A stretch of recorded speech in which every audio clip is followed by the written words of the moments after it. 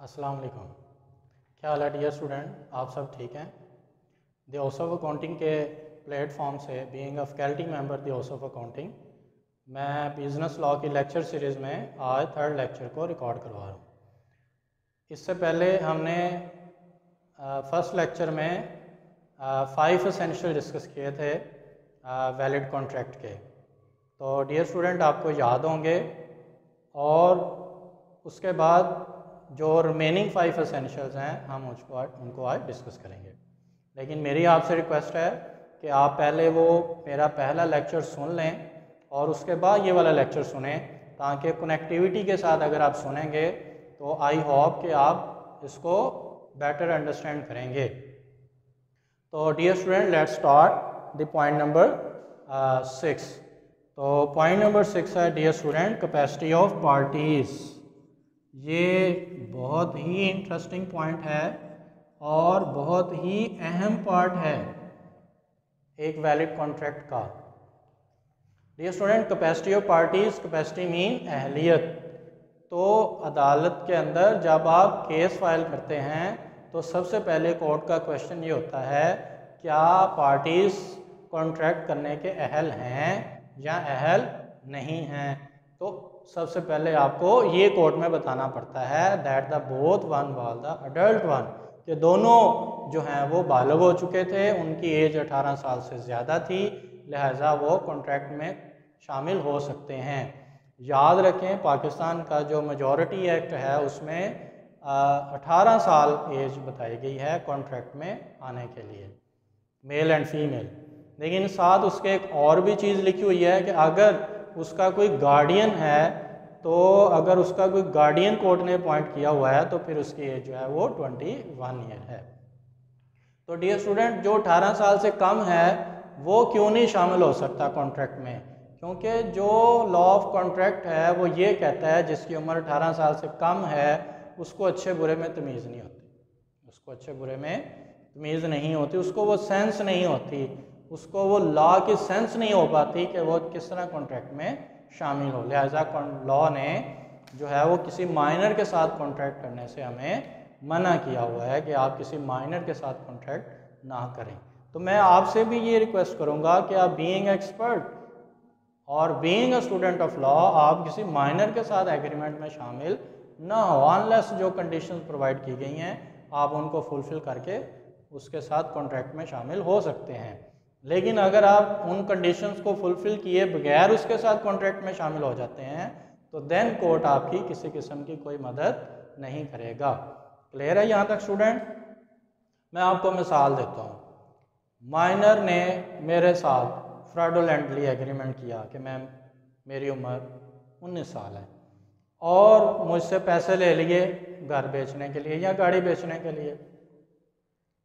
क्या हुआ कि बाद में मुझे पता चला कि दैट इज़ द माइनर। तो क्या मैं कोर्ट में जा सकता हूँ?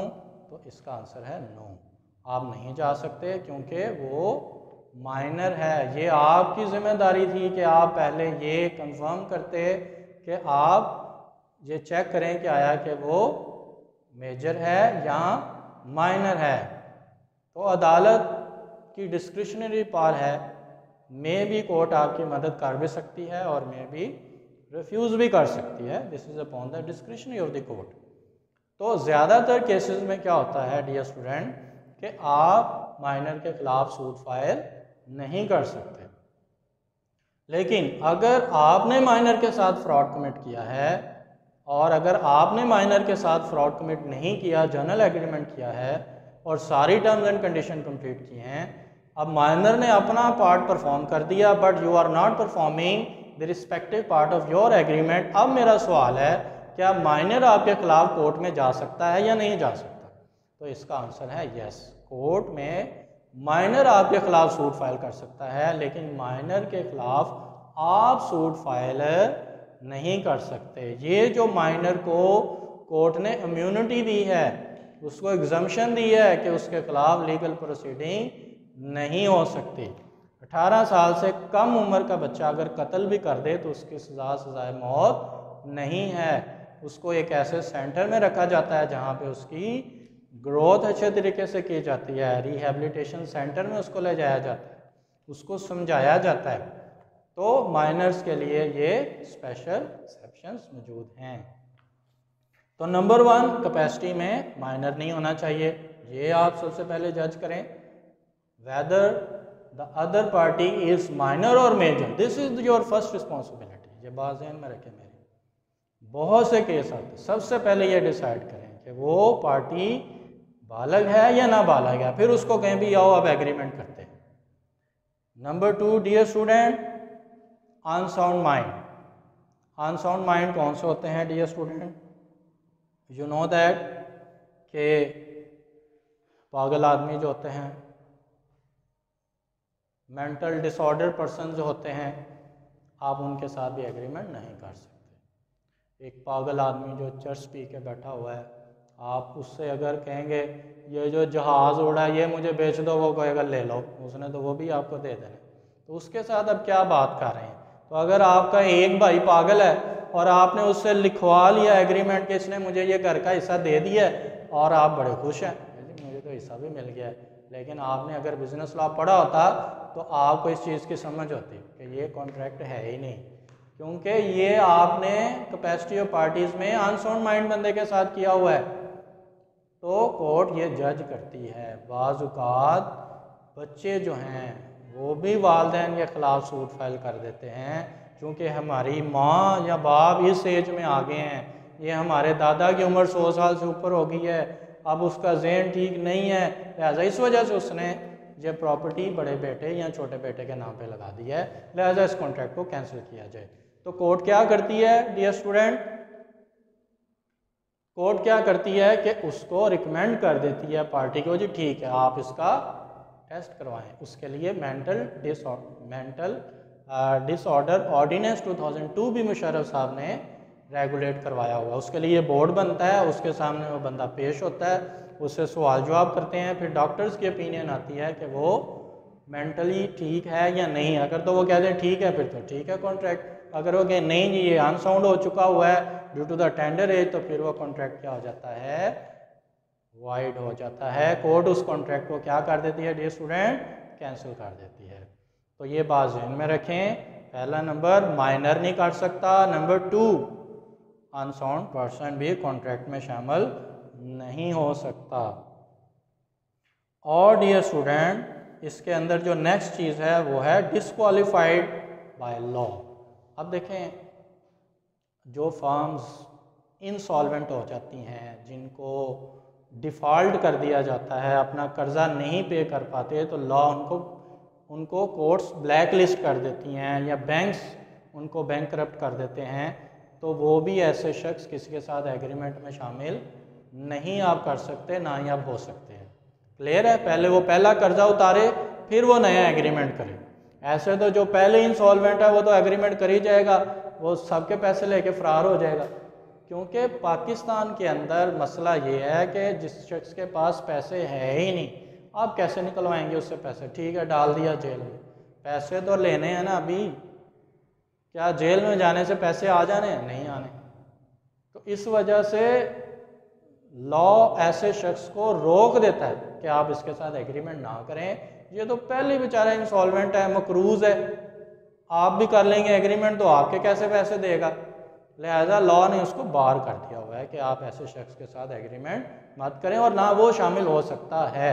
लेकिन जिम्मेदारी आपकी है, आप पहले तसल्ली करें कि ये शख्स माइनर नहीं है, अनसाउंड नहीं है, या इसको लॉ ने या ऐसी कंपनी नहीं है जो डिफ़ॉल्ट है या इंसॉल्वेंट है।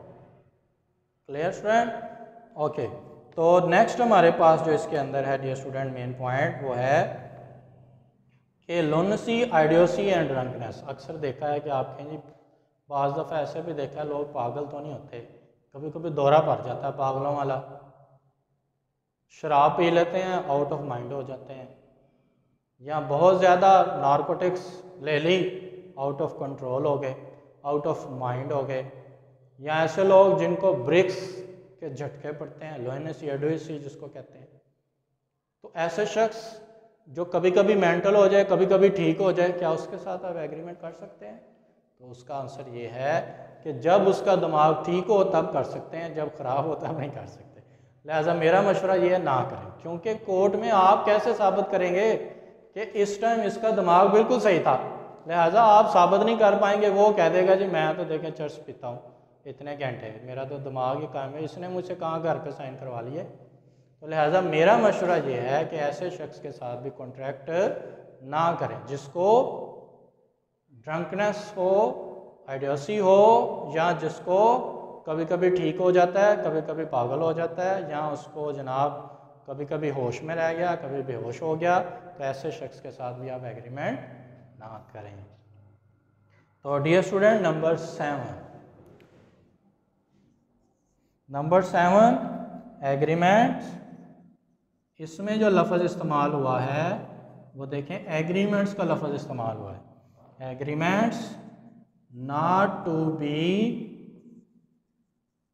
Declared void. इसके ऊपर हम बात करेंगे बाद में। वाइड क्या होता है पहले ये समझ लें। वाइड मतलब जिसको लॉ ने कहा है कि ये आप एग्रीमेंट कर ही नहीं सकते, हो ही नहीं सकता, बैन है, टोटल कंप्लीटली शुरू से ही बैन है, यानी कि आप इस तरह का एग्रीमेंट कर ही नहीं सकते। लॉ ने एक लिस्ट दे दी है, आगे आप चैप्टर आएगा वाइड एग्रीमेंट्स का, उसके अंदर लॉ ने एक लिस्ट दे दी कि सच टाइप ऑफ एग्रीमेंट्स में आप एंटर ही नहीं हो सकते। भाई जब एंटर ही नहीं हो सकते तो इसके सही होने के चांस ही नहीं, ख़त्म, कहानी ख़त्म। यानी कि आप ऐसा एग्रीमेंट कर ही नहीं सकते, वाइड। तो अगर आप ऐसा एग्रीमेंट कर लें, मैं इसको कॉन्ट्रैक्ट इसलिए नहीं कह रहा क्योंकि कॉन्ट्रैक्ट वो होता है जब वो वैलिड होता है, तो एग्रीमेंट ने तो अभी कॉन्ट्रैक्ट बनना है। तो जब एक कॉन्ट्रैक्ट ही नहीं है तो मैं उसको कैसे कॉन्ट्रैक्ट करूँ, लिहाजा मैं उसको एग्रीमेंट कहूँगा, क्योंकि ये कॉन्ट्रैक्ट है ही नहीं। क्योंकि लॉ ने इसको स्ट्रेट फॉरवर्ड रिफ्यूज़ किया हुआ है कि भाई आप इस तरह के एग्रीमेंट्स में आप शामिल नहीं हो सकते। जिस तरह अभी ऑर्डिनेंस नया इशू आया है उसमें उसने कहा है आप 25 मन से ज़्यादा नहीं स्टोर कर सकते, इससे ज़्यादा आप नहीं होर्डिंग कर सकते, तो आप इससे ज़्यादा के एग्रीमेंट्स में नहीं शामिल, लॉ ने मना कर दिया। जिस तरह गंदम की शॉर्टेज हुई तो गवर्नमेंट ने अनाउंस कर दिया कि जी इस प्रोविंस से दूसरे प्रोविंस में गंदम नहीं जाएगी। अब आप KPK से पंजाब वाले एग्रीमेंट कर लें तो ये क्या हो जाएगा, ये वाइड एग्रीमेंट होगा। क्यों, लॉ ने एक्सप्रेसली बार्ड कर दिया है। When the government expressly barred to do any agreement, such type of agreements are void agreements. इस तरह के एग्रीमेंट्स को क्या कहेंगे, वाइड। जिस तरह माइनर के साथ आप एग्रीमेंट कर लें वो वाइड है, वो शुरू से ही गलत है, वो उसका दुरुस्त हो ही नहीं सकता। तो बाद ऐसे कॉन्ट्रैक्ट्स होते हैं जो होते ठीक हैं, बाद में एक आधी चीज़ उसमें शामिल कर ले तो वैलिड हो, लेकिन ये वो हैं जो वैलिड हो ही नहीं सकते, ये शुरू से ही गलत हैं। तो ये सबसे पहला इसमें कौन सा है कि agreement in restraint of marriage. Constitution में लिखा हुआ है हर शख्स के फंडामेंटल राइट है, उसको आज़ादी है, बिजनेस कर सकता है, ट्रेड कर सकता है, मैट्रिमोनियल लाइफ स्पेंड कर सकता है, सोशल लाइफ स्पेंड कर सकता है। अगर बाय एग्रीमेंट आप उसके ऊपर कोई बैन लगाते हैं तो वो एक वाइड एग्रीमेंट होगा। मिसाल के तौर पे अगर मेरे साथ कोई एग्रीमेंट करे कि सर आपको मैं 5 लाख रुपया दूंगा, आपने शादी नहीं करनी, मैं साइन कर देता हूँ, वो भी साइन कर देता है, प्रॉपर रिटर्न फॉर्म में आ जाता है, सारी चीज़ें तय पा जाती हैं, उसमें लिखा जाता है मैं अगर करूँगा तो मैं तुम्हें 10 लाख रुपया दूंगा, सारी चीज़ें तय पा। तो मुझे बताएं मुझे क्या करना चाहिए। तो मैं क्या करूँगा डियर स्टूडेंट, मैं उसे 5 लाख से शादी कर लूँगा और वो मेरे खिलाफ कोर्ट में जाएगा तो कोर्ट उसको क्या कहेगी कि आप ये एग्रीमेंट इन्फोर्स नहीं कर सकते क्योंकि ये वाइड एग्रीमेंट है। इसी तरीके से second marriage, third marriage, fourth marriage के ऊपर फर्स्ट वाइफ बैन नहीं कर सकती और कोई भी आपसे बाय एग्रीमेंट ये नहीं कह सकता कि आप ये शादी नहीं करेंगे क्योंकि ये आपका फंडामेंटल राइट है। मिसाल के तौर पे एक और मिसाल लेते हैं, अगर कोई आपसे ये कहता है कि जी मैं आपको 10 लाख रुपए दूंगा, आपने बीकॉम नहीं करना, अब मेरा मशवरा आप उसे 10 लाख ले लें और बीकॉम भी कर लें। क्यों? क्योंकि ये एग्रीमेंट ही नहीं है। आप अगरचे साइन कर दें, सारा कुछ कर दें, लेकिन लॉ इसको एग्रीमेंट नहीं मानता। तो इस तरह के जो एग्रीमेंट्स हैं ये वाइड हैं। इसमें एग्रीमेंट रिस्ट्रेंट ऑफ ट्रेड भी है कि आप किसी को कोई लॉफुल बिजनेस करने से रोक नहीं सकते। अगर आप रोकने की कोशिश करेंगे तो आप एक वाइड एग्रीमेंट कर रहे हैं। मिसाल के तौर पे मेरे घर के बाहर एक दुकान है, मुझ पर तो 5 लाख ले लो जी, दुकान बंद कर लो। वो 5 लाख लेके दुकान बंद नहीं कर सकता। क्यों? आप किसी को लॉफुल बिजनेस करने से रोक नहीं सकते। मैं आपको 5 लाख रुपए देता हूँ जी, मेरे गुलाम बन जाओ, स्लेव बन जाओ 1 साल के लिए, साइन हो गया, सारा कुछ हो गया, लेकिन आप स्लेव नहीं बन सकते। क्यों? Slavery is prohibited under constitution. कोई भी आप ऐसा काम नहीं कर सकते जो फंडामेंटल राइट्स के अगेंस्ट हो, अनलेस एक्सेप्शन इज प्रोवाइडेड। लेकिन जो लॉ ने एक्सप्रेसली चीज़ों से बाहर कर दिया है, आप उसका एग्रीमेंट नहीं कर सकते। वो शुरू से ही गलत है, वो शुरू से ही गलत है, वो कभी दुरुस्त हो नहीं सकता। तो आप भी कभी ऐसे एग्रीमेंट में शामिल ना हो जिसको लॉ ने शुरू से ही मना किया हुआ है। Agreement restraint of trade, marriage and legal proceeding भी आप समझ लें कि देखें, अगर मैं आपको ये कहूँ कि जी आप ये मुझसे पैसे ले लें, अगर एग्रीमेंट टूटता है, आपने अदालत नहीं जाना, तो आप इस तरह के भी रिस्ट्रिक्शन नहीं लगा सकते। अगर आप एग्रीमेंट में ये लिखना शुरू कर देंगे भाई अदालत में नहीं जाना, अदालत में नहीं जाना, तो अदालत तो सारी वेली हो जाएंगी। तो लिहाजा आप ये नहीं लिख सकते कि आप किसी को लीगल प्रोसीडिंग लेने से रोक दें, नहीं हो सकता ऐसे। तो लिहाजा लीगल प्रोसीडिंग जो है ये एक फंडामेंटल राइट है, आप बाय एग्रीमेंट किसी को इससे नहीं रोक सकते। क्लियर है स्टूडेंट? ओके, नेक्स्ट पॉइंट है नंबर 8, सर्टेनिटी।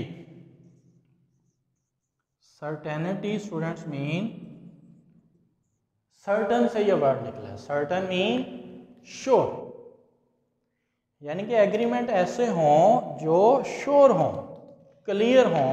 इस तरह के एग्रीमेंट्स को हम क्या कहेंगे? Certain agreements. तो लॉ जो है वो ये कहता है कि आप वेग एग्रीमेंट ना करें, मुबहम ना करें, शक व शुबात वाला ना करें, मतलब क्लियर चीज़ें। आप, मैं आपको कहता हूँ मुझे ये 1 लाख की ये बिजनेस लॉ की बुक्स भेज दें, कॉन्ट्रैक्ट साइन हो गया, सारा कुछ हो गया। जब वहाँ पे ऑर्डर पहुँचा तो उन्होंने लिखा हुआ है बिजनेस लॉ की बुक्स, लेकिन बीच में ये नहीं लिखा हुआ कौन से राइटर की बुक्स। तो यहाँ पे ये एक वेग कॉन्ट्रैक्ट है। हाँ, उसको फ़ोन पे पहले पूछना पड़ेगा, जब तक वो एम्बिग्विटी क्लियर नहीं होगी वो उसको परफॉर्म करने का पाबंद नहीं है, और ना ही आप उसके खिलाफ कोर्ट में जा सकते हैं। क्लियर है डियर स्टूडेंट? इस तरह के ये जो एसेंशियल है, this is known as certainty. इसको सर्टेनिटी ऑफ एग्रीमेंट या सर्टेनिटी ऑफ कॉन्ट्रैक्ट कहेंगे। या इसमें जो मिसाल दी हुई है वो दी हुई है कि जी आपने ऑयल का ऑर्डर किया और ये नहीं बताया कौन सा ऑयल, तो definitely it is also a वेग कंडीशन।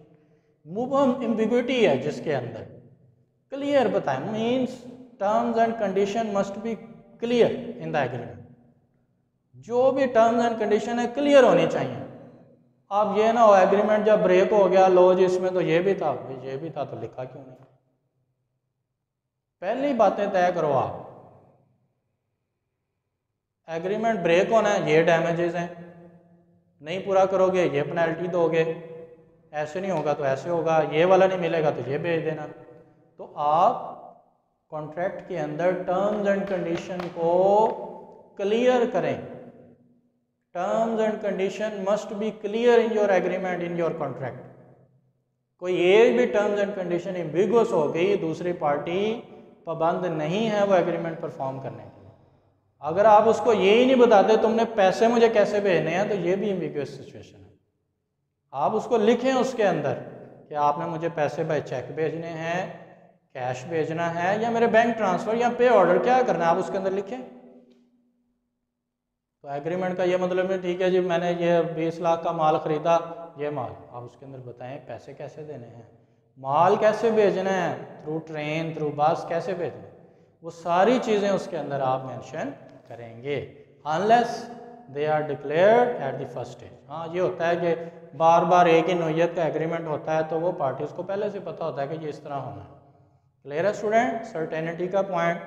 फिर भी अगर कोई आपका क्वेश्चन हो आप मुझे मेल कर सकते हैं, इंशाल्लाह I will reply your mail. Okay dear student, point number 9, possibility of performance.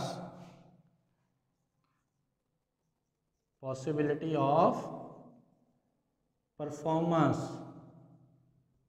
तो डियर स्टूडेंट, पॉसिबिलिटी निकला पॉसिबल से, परफॉर्मेंस मीन उसके एग्जीक्यूशन, यानी कि कॉन्ट्रैक्ट ऐसा होना चाहिए जो परफॉर्म भी हो सकता हो। बड़ा क्लियर सा टॉपिक है ये। अगर आप एक ऐसा एग्रीमेंट करते हैं जो फिजिकली परफॉर्म ही नहीं हो सकता, मिसाल के तौर पे अगर आपको ये कहता है कि जी मैं तुम्हारे लिए आसमान से सितारे तोड़ के लाऊं, आप कहते हैं भाई लिख दो, आप लिखवा लेते हैं, टर्म्स एंड कंडीशन डिसाइड हो जाती हैं, बाद में वो तारे नहीं तोड़ के लाता, आप चले जाते हैं कोर्ट में, इसने तो ये कहा था, उसने कहा भाई मैंने ठीक है मैंने कहा था, लेकिन मैं कैसे करूं परफॉर्म, मैं कैसे लाऊं तारे तोड़कर। तो ये इस तरह के जो एग्रीमेंट्स हैं, कॉन्ट्रैक्ट्स हैं, वो भी नहीं हो सकते। तो लिहाजा आप ऐसा एग्रीमेंट या कॉन्ट्रैक्ट करेंगे जिसकी पॉसिबिलिटी मुमकिन हो। या आप कहते हैं जी मैं मैजिक मैं ट्रेजर फाइंड आउट करूंगा, 5 लाख रुपया लगा, तो इस तरह के भी एग्रीमेंट्स नहीं होते। पॉसिबिलिटी होनी चाहिए। यहाँ आप कहेंगे जी I will pay you 5 lakh if you put soul in the dead body, अगर तुम इस डेड बॉडी के अंदर रूह डाल दोगे तो मैं तुम्हें 5 लाख रुपया दूंगा, अगर तुम ना डाल सके तो तुम मुझे 20 लाख रुपया दोगे। साइन हो गया, एग्रीमेंट तय हो गया, सारा कुछ हो गया। मुझे बताएं क्या ये परफॉर्म हो सकता है? Is it possible to perform? अब आपका आंसर होगा नो, ये परफॉर्म नहीं हो सकता। लिहाजा इस तरह के जो एग्रीमेंट्स हैं जो कि फिज़िकली परफॉर्म नहीं हो सकते, वो सारे के सारे जो होंगे वो वाइड कंसिडर होंगे या वाइडेबल होंगे अनटिल आप उसको परफॉर्मेंस के काबिल बना देते हैं। यहाँ पे आप मेरा क्वेश्चन है, आपने मुझे बताना है जो बेट है, शर्त जो आप लगा लेते हैं किसी के साथ, वो कौन सा एग्रीमेंट है, आया कि वो वाइड है या वैलिड है? ठीक है जी, इसका भी मुझे आपने रिप्लाई करना है। उसके बाद number 10, other formalities, other legal formalities. ये स्टूडेंट, अदर लीगल फॉर्मेलिटीज कौन सी होती हैं? इसके अलावा उसके ऊपर डेट लिखी होनी चाहिए, सिग्नेचर होने चाहिए, रिटन होना चाहिए, ठीक है जी, प्रॉपर फॉर्म में होना चाहिए, रजिस्टर्ड होना चाहिए, प्रॉपर स्टाम्प ड्यूटी उसके ऊपर होनी चाहिए। अब स्टाम्प ड्यूटी आपने अक्सर सुना होगा, जिस स्टाम्प पेपर ले हैं, stamp paper basically this is the stamp paper. Stamp paper mean के कोर्ट ने एक पेपर फिक्स किया हुआ है, उसकी एक प्रॉपर कोर्ट फी वैल्यू है कि अगर आप ये एग्रीमेंट करेंगे तो ये वैल्यू का एक स्टाम्प पेपर होना चाहिए। मिसाल के तौर पर ज़मीन के अब जितने भी मामलात हैं वो सारे के सारे एक स्टाम्प पेपर पे होते हैं। पहले वो 100 रुपये वाला होता था, लेकिन अब कोर्ट ने क्या किया, गवर्नमेंट ने रूल बना दिया कि अब ये 1200 का स्टाम्प पेपर होगा और वो थ्रू ऑनलाइन जो है वो आप निकलवा सकते हैं फ्रॉड को मिनिमाइज़ करने के लिए। अब ज़मीन के लेन देन के जितने मामला हैं वो 1200 रुपये वाले पे हो रहे हैं, तो उससे कम वाले पे करेंगे तो वो आप उसकी एक फॉर्मेलिटी को पूरा नहीं कर रहे। यहाँ पर भी मेरा एक सवाल है, अगर आप 1200 वाले स्टाम्प पेपर की बजाय आप 50 रुपये वाला स्टाम्प पेपर लगा देते हैं या 100 रुपये वाला लगा देते हैं, या खाली पेपर के ऊपर, सफ़ेद पेपर के ऊपर ज़मीन का सौदा लिख लेते हैं, क्या आप उसको कोर्ट में इन्फोर्स करवा सकते हैं या इन्फोर्स नहीं करवा सकते? आपने मुझे इसका भी आंसर देना है कमेंट में, और मैं इसका कमेंट में ही आंसर करूँगा। ठीक है डियर स्टूडेंट, यहाँ तक हमारे ये बेसिक एसेंशियल्स थे। आप इनको अच्छे तरीके से सुने और दूसरों को भी रिकमेंड करें। और मैं वंस अगेन कहता हूँ, अगर कहीं पे कोई एरर या मिस्टेक मुझसे कमिट हो जाए, काइंडली आप उसको ज़रूर दुरुस्त करें कमेंट में, मैं उसको दोबारा रेक्टिफाई करने की कोशिश करूँगा। और इस चैनल को सब्सक्राइब करें ज़्यादा से ज़्यादा, और दूसरे लोगों को भी रिकमेंड करें। और जो पहला लेक्चर है, इस लेक्चर से पहले आप वो लाजमी सुन लें। बहुत शुक्रिया डियर स्टूडेंट।